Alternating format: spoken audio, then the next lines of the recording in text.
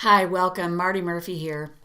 Have you ever felt this way? Like your life's not bad, but it's not really good either. And I've used this terminology. It's like you live within this parentheses in your life. So, like, it's between top to bottom, but then between here, it's like, yeah, that's it. That's the range of my life. I spent decades like that, decades. And it really took this major financial debacle that my husband and I had gone through where I did not sleep through the night for a year. I would wake up in the middle of the night in absolute terror. And the truth is, I was killing myself with my thoughts. I couldn't eke out a positive thought. I was literally trying to eke out a positive thought. It just was not coming. I could not change my mindset. I would just lie there and stew in the middle of the night. So I would always go to sleep, but then I'd wake up with that thought and I couldn't get back to sleep. And it manifested itself in my body. And I looked in the mirror one day when I was about to jump in the shower, and my entire body, other than my face, from my neck all the way down, other than my hands and my feet, covered in hives. Covered in hives. That's how much time I spent churning up here. And I literally looked in the mirror and I thought, Mart, you're killing yourself with your thoughts. And I knew I was. And it was a really interesting day because I had been trying to get that positive thought, to make a different choice for myself, but I just couldn't seem to do it. And it seemed to take that, like I had to hit this bottom and look at myself in the mirror and see what I was doing in my body and go, oh my God.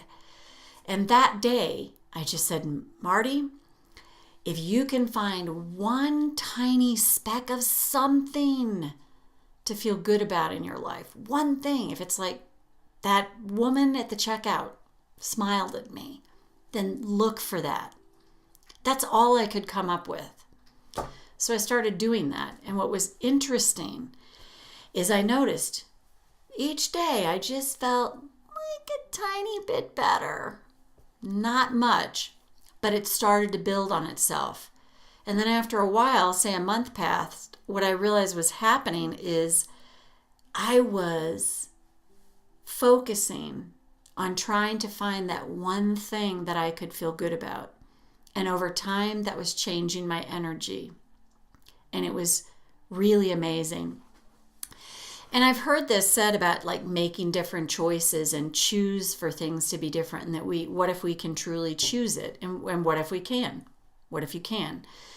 And I know in certain areas of my life, I've been able to make a better choice than others. And I'm not always sure why that is, other than I think some thoughts I've been thinking longer and I have neural pathways that are just more deeply rooted. So from, let's say, at a scientific standpoint, it just takes more energy and work and things to shift that in my brain because our brains are malleable, but I just couldn't do it in certain arenas. But on that day when I hit bottom and I saw what I was doing to myself, that was the choice that I could make. Just find that one tiny thing. And I often think we have this idea that we should all of a sudden be here emotionally and then be able to get here. And if you truly, truly study law of attraction, they say you can't do it. You cannot do it. You cannot go from being in hell to being happy. You have to move yourself up the emotional scale. And I believe that gets so lost when you're really looking at law of attraction. It's like, oh, I should just be able to think happy thoughts and I'll feel better. I've tried, and when I'm in the pit of despair, I've never been able to do it. But I can interrupt those thoughts and I can get myself to a better place.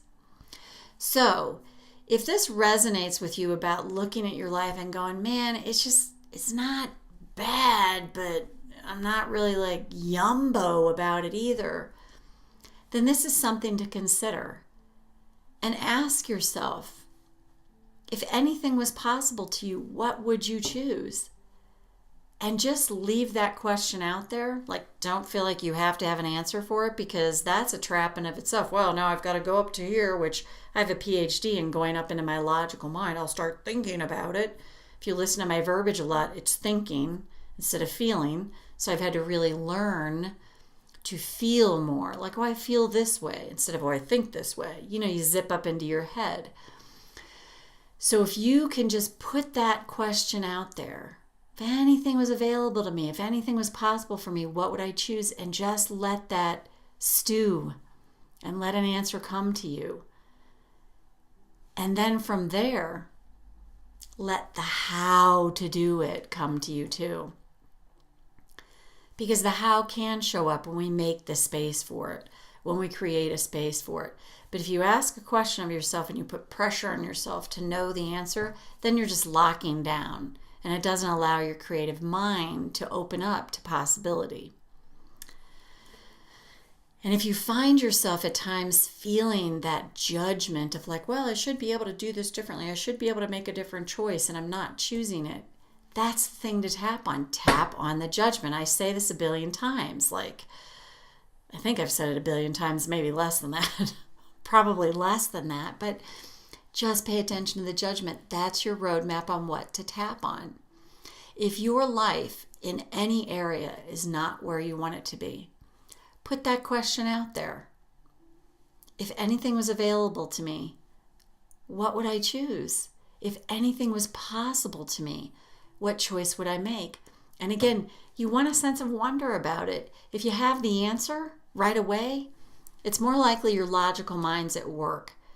But then tap on the resistance, even if you're like, well, there isn't a lot available to me. If you start going there, then tap through that. Tap through it. So ask questions of yourself, and if you feel the resistance, then tap on the resistance. But to the best of your ability, leave the questions out there in the ethers and let an answer come to you. Because to me, that's an answer that's coming from spirit, coming from your higher self, coming from that intuitive part of you. And that's where you want to learn to get your answers from more and more. I heard two great sayings a couple years ago. Well, it's probably like 20 years ago now, maybe even 25, back when I was living in Chicago. And it was like, trust in God, but tie your camel. Pray to God, but row to shore. And whether you believe in God or not, or whatever your belief about that is, what I love about that is it's saying, just put some trust out there and then do your part. Put a question out there. What's possible for me? And then just do your part by just sitting back, let it be out there, and then just attend to what's in your life in front of you to do right now, and know and believe that the answers can come to you. And I will say that even when I say know and believe, it's a practice. It takes practice. It takes practice to rearrange what's been going on up here for decades.